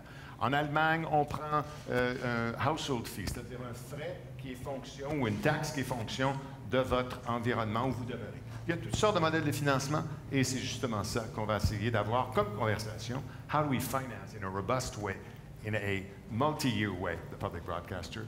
This is the conversation for Canadians. Our second question, also for Hubert, Louis, or Heather. It's from Brian Hill online. How will CBC remain an impartial public broadcaster as advertising revenues increase in importance? Heather, I saw you jump on that question. Yeah, well, you know, we're not influenced by advertisers in terms of our editorial decisions or our content. There are opportunities for advertisers who want to participate in creation and dispersion of great content. We see it with lots of amateur athletes who need support. I know that for our Parapan athletes as well, there's lots of corporations and sponsors who genuinely want to support those athletes, and they want to participate in some of the content creation that goes on. But it's not, you know, we're very, very clear on where the line is between the editorial content and the entertainment value of a show, and where the intersection is between the advertiser's interests. It's an issue that a lot of entertainment companies are grappling with, you know, and sometimes, you know, it's usually pretty obvious. If you have too much advertiser, it's bad television. If you have, you know, a great TV show that doesn't get any advertising, that's also usually bad television if no one's attracted to it. So it's a... I also think that we have a very clear distinction between the mandate that we have as a public broadcaster and the importance of keeping that distance with respect to any kind of commercial interest or corporate interest that we would have. So, and we have a board and we have all sorts of methods by which we ensure that that independence is kept. Heather, you can keep the microphone. This is also online. It's directed, the question for you. It says, how are you addressing your mandate as it relates to Aboriginal programming specifically? Well, I mean, I think John Bertrand can also speak to this issue because in terms of our radio and digital operations, we have, they're headquartered here for our digital for the cbc.ca/Aboriginal website, which is, I'm delighted to say, one of the most active and popular websites for First Nations that we have in this country. We are also involved in all kinds of radio programming. I think those of you who enjoyed New Fire with Lisa Charlieboy this summer on CBC Radio 1, and we have a new show called Unreserved, also not a summer show, but a permanent show now that was developed here in Winnipeg. In terms of television, I've met with Jean LaRose a couple of times at APTN, and we are going to be co-producing a documentary series with APTN about the missing and murdered, and that's going to start production this fall. And I'll pass it to John for... We are very much engaged. Part of our mandate here is to connect and reflect Indigenous people right across the country. The diversity of Indigenous people, the dynamic nature and change that is going on all across the country. And we are, I think, beginning to tell more stories, better stories, deeper stories, and stories that really resonate from the community and don't come from an agenda or a press conference or just from conflict. Stories that I think really challenge some of the stereotypes that are still inherent in this country. So we've got a ways to go. It's not all there yet, but I like some of the things that we're doing. I just add two things. One, you know, we aired Blackstone, which was a great series produced by APTN. And our feeling was not enough people saw that series. You know, APTN does not have the leverage and marketing budgets that the CBC does. And so we felt by putting it on the CBC, it would expose it to a whole bunch of people who would otherwise never see it. And so we did that. And the other thing that we're doing is our news departments are all looking for and identifying Aboriginal spokespeople and experts on non-Aboriginal issues. There are Aboriginal economists, there are Aboriginal doctors, there are Aboriginal, and often what you see in the media is people turn to an Aboriginal spokesperson only on an Aboriginal issue. And that, again, sort of keeps that community in a place that isn't appropriate and isn't, you know, fully showcasing all the skills and expertise. Thank you. So, je vous ai parlé beaucoup de mots-clics et de courriels, mais on a aussi des gens dans la salle. We also have people here that want to ask questions, so we're going to go with you. Masniuk, and I have a question for Mr. Hubert Lacroix, because when there is a question that's really important, or a request that's really important, take it right to the top. Cross-country checkup has been a very, very important thing in my life, but it's also been important to us as Canadians. It's really pulled us together from across the country, and I'm glad to see that it's continuing despite the departure of our host of the last 21 years. Because what it does is it makes sure that important issues are not silenced. Here in this country, many women and men who want to see an egalitarian and a just and a healthy society were very disappointed that the women's debate got shut down. But we have another opportunity. We have a cross-country forum, an ability to bring in voices from coast to coast to coast, to make sure that these issues that women recognize are important, but are important to all of us in society, get properly addressed in a way that they have done. So my request is that we have that we have a cross-country checkup show that focuses in on women's issues before we have to go to the polls, please. I heard, thank you, and you have the people in front of the room who are listening. Thank you, thank you. A request, nonetheless, not a question. So just remind you to try to pose in terms of a question. We will take a question from the floor. If you wanted to walk up to the mic, let us know who you are and what your question is. Yeah, we're just making our way to the microphone here in the hall at University of Winnipeg. Hello there. Alors, bonjour tout le monde. Je me présente, Mona Odette. Je suis mémé de 2 petits-enfants. Je suis maman de 3 filles. Je suis directrice générale de Pluriel et je suis trésorière de la FCFA du Canada. Alors, je suis une francophone engagée. Vous savez très bien que la loi sur les radiodiffusions confère à Radio-Canada de refléter la globalité canadienne et de rendre des comptes sur la diversité régionale du pays, tant au niveau provincial que national. Alors, je suis d'accord qu'il y a des changements, je suis d'accord qu'on veut réviser les choses, mais en tant que mémé, maman, francophone, j'aimerais savoir, et le 1 sur 2 que vous avez dit Radio-Canada, moi j'écoute la télé, j'écoute la radio, j'écoute le 6 à 9, j'écoutais Vincent Duro avec ses entrevues, je suis une mordue de Radio-Canada, mes amis d'ici le savent. Réinventer Radio-Canada, est-ce que ça veut dire de ne pas encore parler des 2,6 millions? On a eu la preuve lors des débats des chefs, il n'y avait aucune question sur les francophones à Québec. Est-ce que ça veut dire qu'en tant que direction générale de Pluriel, Radio-Canada m'aidait à promouvoir mon organisme, m'aidait à influencer ma communauté, m'aidait aussi dans le domaine en travail social de vraiment faire des changements sociaux dans nos communautés francophones? Ça veut dire quoi? Alors, je demande à Radio-Canada de vraiment revisiter vos choses. Je suis une francophone, je paye mes taxes et je demande à Radio-Canada de me représenter et de m'aider à faire mon travail de promotion et de service auprès de la communauté. J'ai entendu vos commentaires, Madame. Est-ce que je peux adresser, parce qu'il n'y avait pas de question dans votre intervention qui est fort bien bâtie. Ma question est comment allez-vous faire pour continuer à m'aider et changer vos choses pour vraiment nous représenter? Alors, je vais parler du débat, puis Louis parlera ensuite de l'importance que nous attachons à notre présence dans les régions, parce qu'on a toujours dit, moi je l'ai répété, je pense que c'est ma phrase, on ne peut pas être un radiodiffuseur public sans être complètement enraciné dans les régions. Donc, ça a été depuis 2008. La thèse qui soutenait notre plan vers 2011 et encore une fois vers 2015 est celui qui soutient vers 2020. Je vais parler du débat parce que c'est quelque chose qui a été longuement discuté.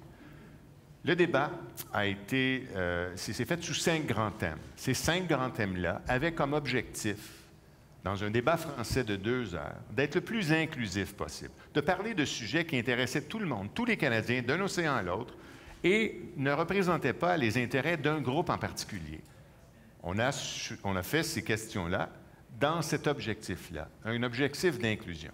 Il faut se rappeler aussi que notre objectif de couverture d'une campagne qui dure depuis 90 jours, et je pense que ça, on l'a très bien fait, c'est de faire en sorte que partout à travers le Canada, par nos reportages, que les enjeux qui sont régionaux, en fait locaux, municipaux, régionaux, provinciaux, soient soulevés par la qualité et par l'intervention de tous nos journalistes sur le terrain. Donc, oui, pendant ces 2 heures-là, on s'est adressé au Canada tout entier qui parlait français et aux gens qui ont voulu s'intéresser à nous. Louis, je voudrais que tu parles un petit peu, s'il te plaît, de l'importance qu'on attache et les changements qu'on a faits pour refléter les régions et le feedback, les rétroactions qu'on a. Bien, premièrement, je vous dirais qu'à travers tout ce que vous avez entendu de négatif sur Radio-Canada, la présence régionale francophone est plus importante. J'aimerais préciser, monsieur, que je suis sur Facebook, Twitter, et je défends toujours Radio-Canada. Je sais très bien. Je ne parle pas en mal de Radio-Canada. Je sais très bien. Non, mais ce que j'ai dit, en mal, les coupures, les effets néfastes, etc., je veux juste vous dire qu'à travers tous ces défis-là, qui sont des défis constants auxquels on a dû faire face, la présence francophone de Radio-Canada est plus importante maintenant qu'elle ne l'était il y a 5 ans. Présence physique, présence sur différentes plateformes, présence à la radio, à la télé, mais aussi dans les médias sociaux. Et je sais que vous êtes une très bonne utilisatrice des médias sociaux, mais je vais vous rappeler qu'il y a 5 ans, j'avais des conversations, ici même à Winnipeg, dans des rencontres que je faisais avec des gens de la communauté, et on demandait à ce moment-là, quand est-ce que Radio-Canada va se préoccuper en français d'avoir une offre sur les médias sociaux et sur le numérique. Et c'était tout un défi à l'époque. Et aujourd'hui, depuis une semaine, on a vraiment, comme vous pouvez le constater, une couverture active sur les plateformes numériques pendant 18 heures par jour, et on est présent à la télé et à la radio avec des bulletins de nouvelles 7 jours par semaine, ce qui n'était pas le cas avant. Alors là-dessus, je pense qu'avec tous les efforts qu'on a faits, notre présence s'est améliorée. Puis, si peut-être, Pierre, tu veux ajouter quelque chose spécifiquement sur vos enjeux de couverture? Je pense pas. À moins qu'il y ait quelque chose de plus précis par rapport à ce qui se passe ici chez nous. Mais regardons l'émission de Vincent Dureau qui interviewait les gens qui passaient à Radio-Canada dans l'après-midi. Ouais. J'aimais ça parce que ça me permettait de comprendre les histoires de succès de nos communautés, des gens dynamiques. Mona, je vais peut-être juste expliquer pour les gens qui sont sur le web, parce que c'est localement, c'est ici, c'est au Manitoba. On a parlé d'inclusion.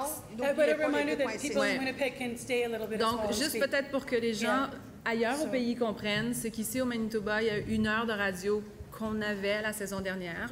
La grille a été transformée et cette heure-là n'est plus là, si je comprends bien. Je ne voulais pas dire qu'elle a disparu, mais elle a été transformée. Elle a été mise ailleurs. La grille a été transformée pour être harmonisée avec ce qui se passe au reste du pays, d'une part. L'émission que Vincent animait, qu'on adorait et dont je parlais au conseil d'administration ce matin même, c'est une émission qui est importante pour nous et on peut retrouver maintenant ces entrevues-là sur notre site web plutôt qu'à la radio. Voilà. Mais on peut bien voir que c'est donc l'engagement des communautés. Je pense que tout le monde a bien entendu, n'est-ce pas? Nous allons poursuivre avec une autre question en français qui nous vient par courriel et c'est une question pour Hubert Lacroix. Quelle est la place des jeunes à Radio-Canada? Vous avez vu aujourd'hui la place des jeunes, vous avez entendu Raphaël, vous avez vu le nombre de talents qu'on essaie d'ajouter pour supporter notre plan qui est un plan numérique vers 2020. Vous voyez tous les efforts que nous faisons pour essayer de comprendre cette génération-là qui consomme nos produits d'une façon entièrement différente. Alors, une place importante, des talents desquels on a besoin pour supporter le radiodiffusion public qui est de plus en plus intéressé à être pertinent dans un environnement connecté complètement différent de celui qu'on connaissait. We'll go to a question on the floor now here in Winnipeg. Hi, I'm Tracy and I'm an Indigenous student and my question is directed to basically everybody. So from what our panelists are doing, what they have shared, they're doing an amazing job at helping our youth in the city, especially considering Winnipeg is the most racist city in the country. But my question is, what is CBC going to come together to do, not only now, but in a long-term plan to get the youth more involved in CBC radio, broadcasting, media, all of it together, not just Indigenous youth, but all youth together to make sure that they have a better tomorrow. So direct efforts to get youth more involved to improve their futures. Not sure who wants to start. Do One of the things, and Marcy was involved in it, and she may be able to just comment on it. We brought together, we had a project called Future 40, which identified these fantastic people who were change makers under 40 in this city. And we invited all of them, 30 came out with some additional people for a forum on racism. And they closed the door. It was not about making a whole bunch of programming. It was about leading a conversation.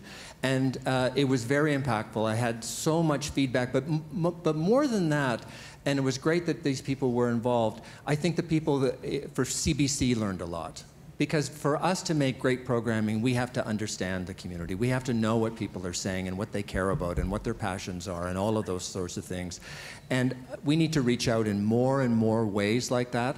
I would say the Indigenous site, it has one of the most active social media presences in CBC, and it is all about Indigenous youth all across the country. It is incredible conversations, and we know that so much is happening in that space that, again, is not about a press conference or about something that's going to be on the immediate agenda, but it's about being a part of a conversation that we're not currently part of right now, and we need to continue to do that.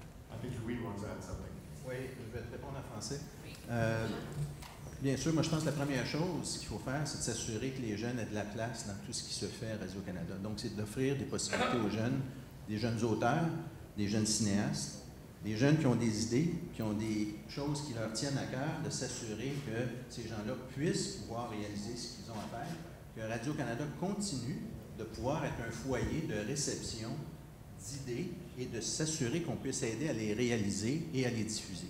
Et ça existe actuellement, ça va continuer, puis on va tout faire pour continuer à ça, puis on a des exemples dans tous les domaines. I would just add very quickly, we touch a lot more young people than people think. We have an incredible reach with millennials in this country, especially through CBC News. We also announced last week a partnership with Fullscreen, which is a multi-channel network that manages 2,000 Canadian internet YouTube stars, and we are helping to develop talent there, and they're helping us to learn about how young people are creating their own shows through that. I just wanted to add, because Joanne invited me to add with that event, it was very interesting. You mentioned millennials. I'm a Gen Xer. Millennials didn't want me to be there to be covering their story. They didn't want me to be there that day to be telling their story in some ways, even though it may have led to that. Millennials want to tell their own stories and be heard. They are a force to be reckoned with, this generation, and they, that day, at least I felt like at least CBC Manitoba, the best thing we did was probably turn the cameras off. And it's just a new time. The whole industry is changing, and the whole move to digital reflects that. And so the more I think we can do those types of events, while it's a different place for us to live, especially as journalists, it's a very different place for us to sort of come to understand stories. It's still a place of learning. So yeah, it was an interesting event here. Millenniums born before me, after me, right? Yeah. I think I have 10 years. On va rester dans la salle. Une question. Oui, bonjour, je m'appelle Laurence Lemaire. Je travaille ici à Winnipeg avec Janelle et Jérémy, au Wookie, en documentaire. Et donc, ma question s'adresse à M. Lacroix. Considérant l'état actuel de la Société Radio-Canada, considérant qu'il y a eu des suppressions d'emplois d'est en ouest dans plusieurs stations du pays, et considérant qu'on est en période d'élection, est-ce que l'avenir de Radio-Canada doit être un enjeu électoral? Les conversations que nous entendons au chef du radiodiffuseur public dans le moment viennent de certains partis qui semblent avoir pris ou fait certaines promesses ou pris certaines positions vis-à-vis du radiodiffuseur public. Dans un environnement comme ça, notre rôle, c'est d'écouter, mais surtout, au niveau du radiodiffuseur public lui-même, s'assurer que nos journalistes continuent à couvrir les enjeux électoraux les plus importants, à ne pas donner d'opinion sur ces enjeux-là, mais à vous donner une variété d'opinions pour que vous puissiez rendre ou faire la vôtre et en arriver à une conclusion pour être mieux informé lorsque vous allez voter le 19 octobre. Dans ce contexte-là, il nous fait plaisir de prendre acte des conversations qui concernent le radiodiffuseur public.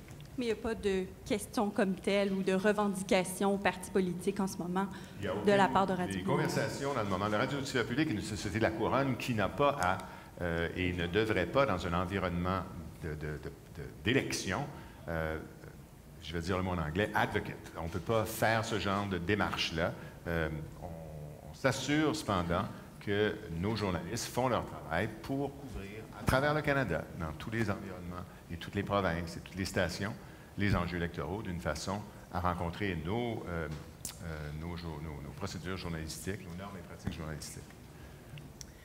Question online, thank you. Are you planning, this is for Hubert as well, are you planning on selling all of your buildings as reported by the media in these last few weeks? And if so, why? I really had to smile on this one, sorry. I don't want to belabor this point, this is an important one.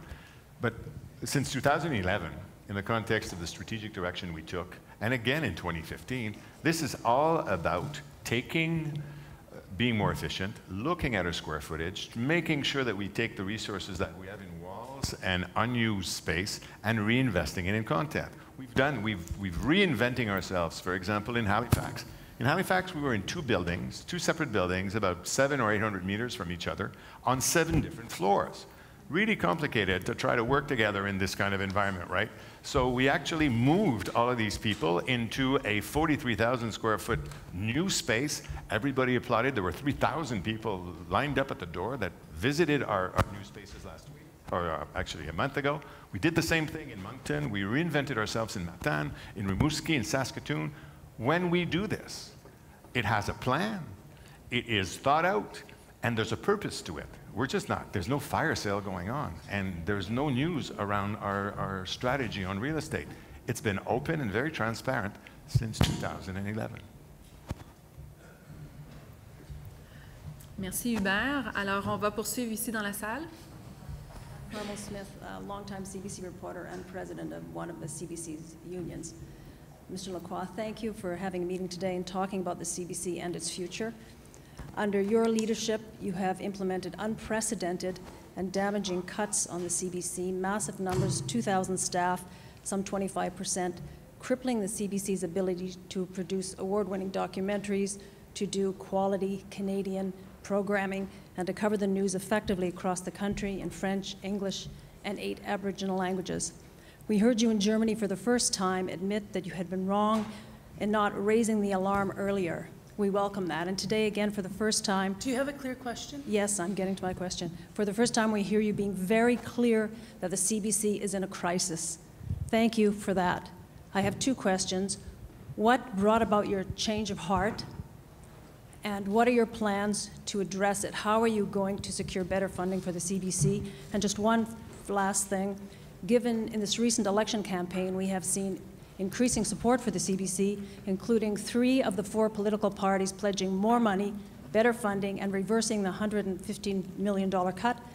Will you also be clear in that the way Canadians vote will affect the future of the CBC and Radio-Canada? All right, Carmel, as you know, we've had this conversation many times before. Carmel is the head of the CMG. That's about half of our staff, so it's not the first time that we've interacted on this subject matter.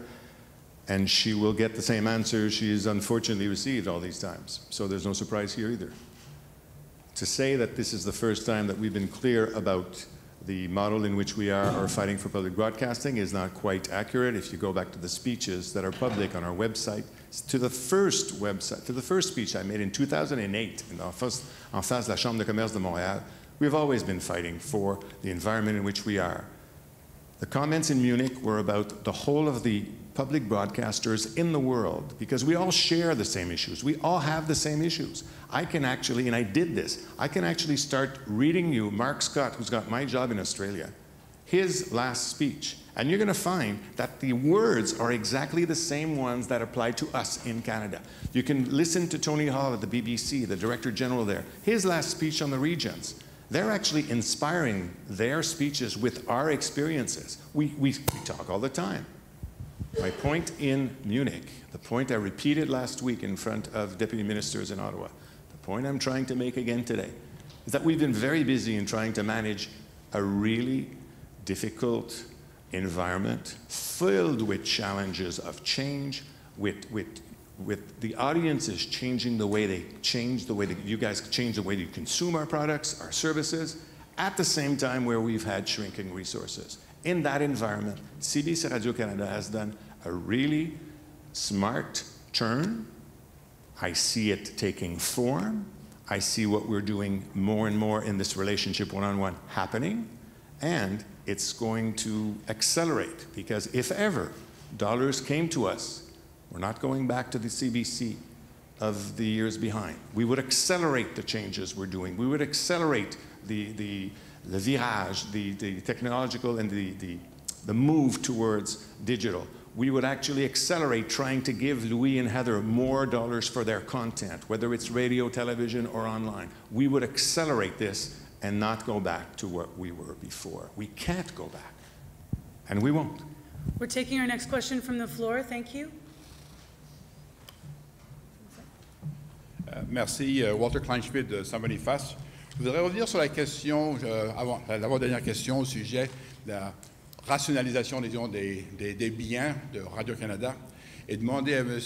Lacroix qu'il amène au conseil d'administration de sa prochaine réunion une motion qui promettrait que les biens publics, les archives, les entrevues, les micro-sillons, tout ce qui a été collecté, qui fait partie de l'héritage de la culture de l'histoire du Canada, ne soit pas éparpillé et on ne s'en débarrasse pas, tel que d'autres bibliothèques ont fait, et tel que CKSB a fait il y a quelques mois, qu'on a pris tous leurs micro-sillons, les ont mis dans une chambre arrière d'un magasin pour être vendus à 25 sous. On a perdu tout l'héritage de l'évolution de la musique francophone Manitoba, tous les disques qui avaient été achetés, qui avaient des commentaires. C'était une histoire incroyable qui a disparu sans qu'on sache. Monsieur Kleinschmidt, est-ce que vous avez une question? Oui, je voudrais une promesse du conseil d'administration que quand on vend des immeubles, quand on déménage, on ne met pas dans la poubelle toutes les archives de l'histoire du Canada qu'on a eu la chance, qu'on a payé pour, qu'on a développé et que le Radio-Canada a mis ensemble. Donc, c'est une demande. J'espère que vous l'avez entendu. Oui, mais je peux répondre, vous donner quand même un peu de contexte. Radio-Canada ne jette pas le patrimoine, il le conserve. Non, non. Tous les disques de CKSB ont été vendus. Je dois vous corriger. Tous les disques d'importance dans l'histoire de la musique francophone ont été conservés. Ce qui a été vendu ou laissé à la communauté, ce sont des doubles et des triples et c'était pas des items qui faisaient partie de l'histoire de la musique. C'est le même processus qu'on fait partout et je dois vous annoncer qu'on est sur le point d'annoncer la création d'un comité du patrimoine pour rassurer la population canadienne sur le fait qu'à chaque fois qu'il y a un élément qui ressort dans un contexte comme ça, rassurer que les plus grands spécialistes de la conservation vont venir conseiller Radio-Canada et CBC pour s'assurer qu'il n'y ait pas de dilapidation. Mais je peux vous rassurer, et Pierre peut certainement confirmer, le patrimoine musical manitobain n'a pas été dilapidé. Je peux vous dire que moi, personnellement, j'ai vu les disques, je les ai ouverts avec des notes de couture et d'autres qui disaient « écoutez ça, pas écoutez ça ». C'était une histoire, l'évolution de ce qu'on entendait. Et ça aurait été des archives incroyables. Merci beaucoup. Oui, mais c'est pas correct. Et puis, Monsieur Lacroix, s'il vous plaît. Je peux vous demander, Patrick est là. On ne consomme plus. Vous pouvez continuer à parler avec Patrick. Patrick va prendre tout ça en note. Il faut aussi comprendre que c'est peut-être quelque chose de particulier au Manitoba. Il faudrait voir si ça s'est aussi passé ailleurs. Mais j'imagine que c'est important. On parlait de plusieurs types d'archives. On parlait d'entrevues, on parlait de documents écrits. On a des ententes avec le Centre du patrimoine.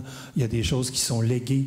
Il y a un effort sans précédent qui se fait pour la préservation d'archives audio et vidéo depuis des années. Ce patrimoine-là, on est conscient de la responsabilité qui nous revient quand ça vient de protéger. Comme Louis l'a dit, les disques qu'on a laissés aller, pour la majeure partie, moi d'après, puis je me souviens, j'étais là, c'était des doublons, c'était des trips, c'était des choses qui avaient été soit préservées ailleurs ou qui avaient été préservées sous un autre format, en format numérique. Alors, voilà. Thank you, merci. I think we'll move to other questions. We may get back to the room. I just want to go online. Remember, we're taking questions from across the country this afternoon.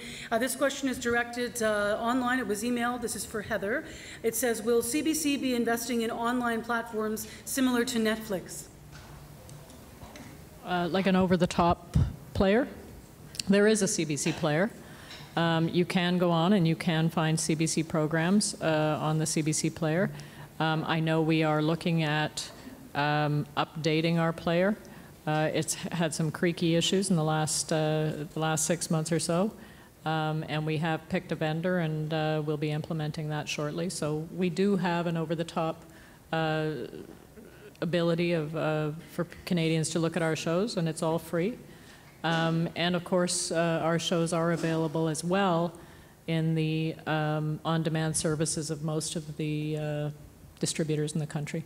I have a question. Is it like Tout.tv, kind of, like in French? It's a different model. The player is just CBC content. Tout.tv has alternate content as well and has different levels.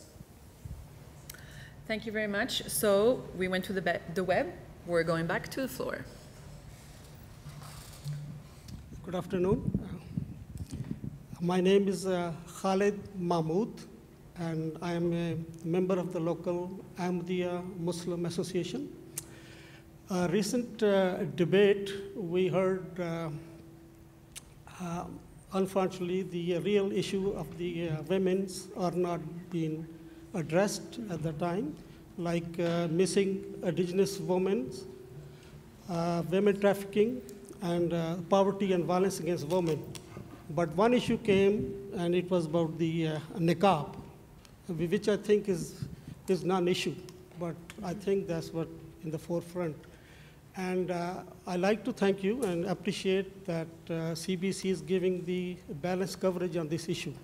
To me, it's a non-issue. There's a very 0.01%, I think there's only one women that came in the front, and now is the headline. And while we appreciate your comments on that topic, do you have a direct question? Yeah, but that question is that I hope that CBC should give him more a balanced coverage on this issue, to educate it more to the Canadian people so they can understand this issue. And I think that because the CBC has only one avenue of the air in the habit, so you have that responsibility to give a balanced and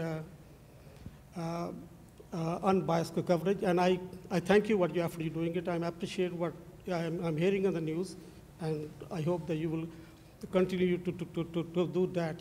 So have any comment in that? I will appreciate. Thank you for that. We heard your comment. Okay, we have. Thank you for your comment, sir. We have a last question from the floor now. Exactly. I'll ask my question in French and in English. Ça sera plus rapide. En français et en anglais. Je m'appelle Gabriel Gosselin, je suis chargé des communications et de l'information pour la division scolaire franco-manitobaine. I'm a communications agent for the Franco-Manitoban School Division, but also a former Radio-Canadien, a former CBC journalist with Radio-Canada. I think we can all agree that it's very important that the CBC be available on all platforms. Je pense qu'on est tous d'accord pour dire que le service ou l'offre de Radio-Canada est mieux servie sur toutes les plateformes. Ce qui est plus nébuleux, what's more nebulous, however, is how both corporations are going to interact in the future. Ce qui est plus nébuleux, c'est comment les deux corporations, si en effet c'est les mêmes. Est-ce que nous allons voir plus de symbiose ou plus de synergie dans l'offre en anglais et en français? Will we see more synergy, more symbiosis in the offer that is made both in French and in English in the future? And if I can, un commentaire. Comme personne, yeah, it's very brief. C'est très rapide. Comme personne qui consomme et CBC et Radio-Canada, as a person who follows both CBC and Radio-Canada, I would really like to see the French website be as fast as the English one. J'aimerais énormément voir le site web de Radio-Canada être plus rapide. Surtout dans mon métier, on attend très longtemps pour l'actualisation. So your clear question and who it's directed to is what? Are we going to see with the new transformation more symbiosis in offer? Okay, thank you. On est très conscient, and it'll be a brief answer because I know we're running out of time. On est très conscient des deux auditoires. On est très conscient également des choses qu'on est capable de faire ensemble. Ici au Manitoba, quand je regarde John et Pierre travailler ensemble sur la livraison des nouvelles, sur la façon dont on va l'accueillir, les infrastructures qui se combinent, c'est très important qu'on puisse être le plus efficient possible là-dedans. Tout dans le respect, cependant, des auditoires francophones et anglophones à travers le Canada et des auditoires locaux, régionaux, provinciaux. Donc, oui, on est très conscient de ça. Le conseil d'administration, constamment, revient à la charge avec ce point-là. L'objectif, c'est de respecter les auditoires dans le mandat que nous avons d'éclairer, d'informer et de divertir. Merci beaucoup, Hubert. Yeah, thank you very much. Malheureusement, on a du temps limité aujourd'hui, donc c'est ce qui va conclure la troisième et la dernière partie de notre assemblée publique annuelle. J'allais dire assemblée générale, c'est pas ça du tout. Une petite astuce avant de vous laisser, même pour les gens qui nous suivent sur le web, les questions qui seront le plus souvent posées seront affichées sur notre site institutionnel de CBC Radio-Canada environ d'ici une semaine, ce qui veut dire que continuez à les poser aujourd'hui.